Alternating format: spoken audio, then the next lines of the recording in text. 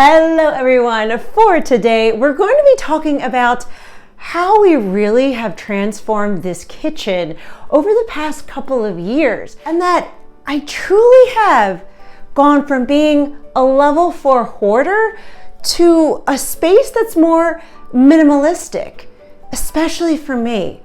I went from having piles upon piles of stuff everywhere, and to have clean spaces and open spaces is minimalism to me. And I just want to encourage everyone that no matter where you are in life and whatever those goals look like, you can change anything. And this is a celebration of how far you can actually go, especially when you look back to see the steps and the growth and the change that you have made. So of course, we are going to be decluttering and cleaning up because that's what we do to maintain the space. And we're going to be celebrating this because it really is a victory. So let's go back when I was a level 4 hoarder. Now, this kitchen was extremely dark.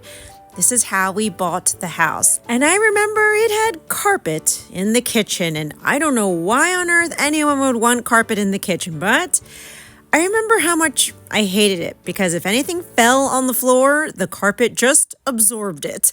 And of course, my piles of clutter had also absorbed most of the carpet as well. This was when I was a full level 4 hoarder, and this section was always piled with stuff. It didn't matter how much I tried to clean it up. Literally within a week, it would get cluttered all over again. This was definitely a time when I used to try to declutter, but I only felt defeated over and over again because the piles returned immediately. Now over here used to be my makeshift pantry, if you will.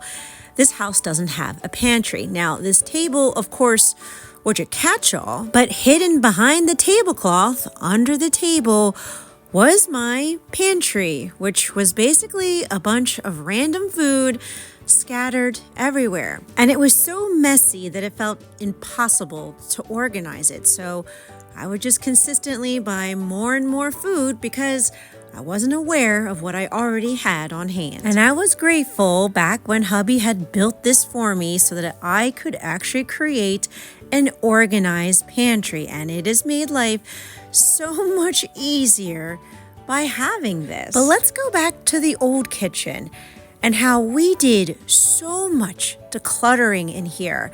I had started with baby step decluttering, and over time was really able to start to let go of more and more stuff. And once we started decluttering and opening up the spaces, I realized that I wanted to start changing this kitchen so that I could truly enjoy it. I didn't like that it was so dark in this space. So the first step to brightening up this kitchen was to paint the brown cabinets white. That way we could lighten up this space. But I didn't want white cabinets with a white backsplash. I wanted to also add some color too. So we had bought this peel and stick backsplash, and hubby had put it up, and I had loved the color contrasts between the two. It was finally starting to come together. It wasn't this dark and dreary kitchen anymore. It was starting to become bright and friendly and updated. It didn't look like it was from the 60s anymore. It finally looked like we were in the 2000s and 20s. But of course, we could always declutter a little more and a little more because the next project was going to be the floor. And I was getting better and better at keeping the piles off of the floor and decluttering more and more. Plus, hubby had also built me these 2 cabinet things to help keep stuff organized in drawers. Now, of course, this takes time. This takes adjustment. This takes changing behaviors and a literal mental disorder. But every step of the way, we got better and better at this. And then the day came that it was time to say goodbye to the old, nasty carpet in the kitchen. And to my surprise, underneath the carpet was more carpet, clearly from the 60s. I was shocked to see that. And then underneath of the 60s carpet was some horrible padded glue that was really awful to try to get up. But luckily, it wasn't me and hubby who had to do the job. We had hired someone who had the right tools to pull up all this old nasty glue to get to the subflooring of this. And to our wondrous joy, the floor looked absolutely wonderful. I had finally loved my kitchen. I finally was so happy with the outcome.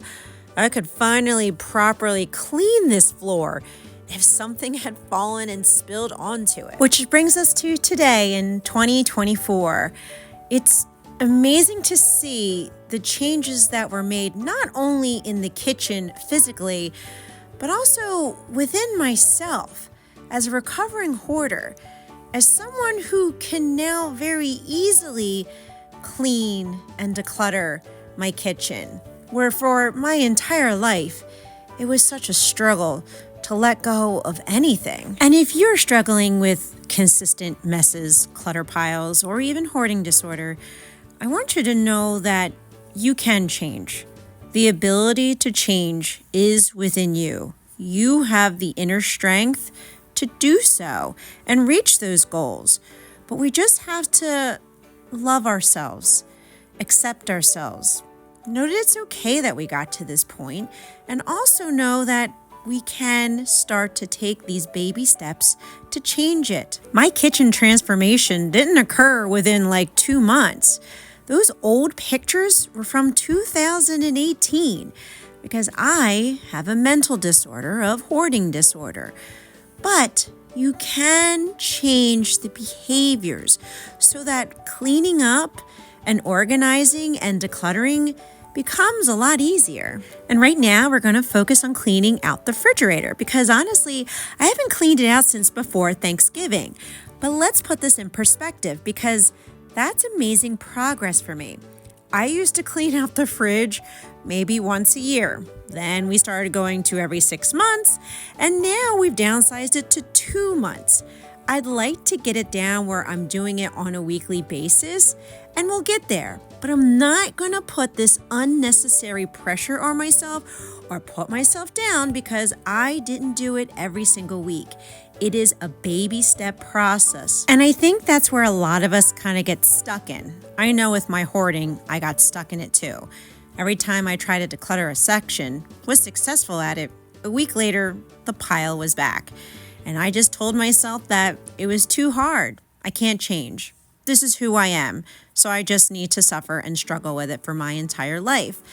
And that was the wrong mindset at the time. The right mindset for all of us is to give ourselves grace to start where we are. And where we are today is that we're going to declutter what feels good in our heart. We're going to take the steps so that we can let go and feel positive about this. That way, we're rewiring our nervous system that we are still safe if we declutter. And doing that over the past couple of years has truly rewired my nervous system. I actually like this. I like cleaning. I like organizing. It's starting to give me a sense of peace. It's also giving me a sense of confidence that I am capable of these changes, even changing the behaviors and personality traits of a hoarder, someone with a mental disorder. That's what it is. But if you take the slow and steady pace, you can rewire anything in your body, in your mindset, in your thinking. This is also why I had to do emotional decluttering for all of this time to get to this point, because logical decluttering didn't work for me. I knew I didn't need all that stuff, but I wasn't holding on to it for the functionality of it.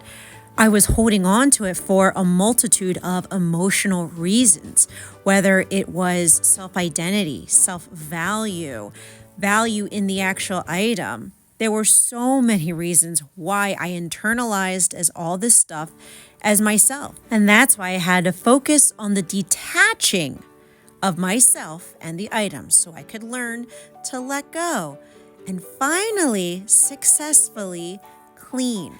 and clean a lot faster than I used to because there's not as much volume of stuff to go through, to declutter, to get to the point of cleaning.